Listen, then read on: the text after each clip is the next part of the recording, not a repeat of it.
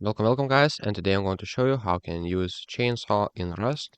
So what you'll need to have is low-grade fuel, and if you want to start, you can start the chainsaw right away. You need to refuel it, so just click on R on your keyboard and it should refuel your chainsaw, as you can see, and then just try starting it. As you can see, it started with the right click, and now with the left click on your mouse you can start cutting the tree, and it will be very fast if you hit these red markers.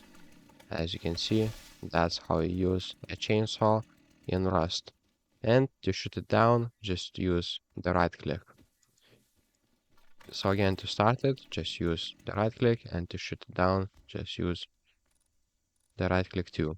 To unload the low grade, just go to the chainsaw and click on load ammo. So that's how you unfill and empty your chainsaw. If this video was helpful, please make sure to comment down below, and we see you in the next one.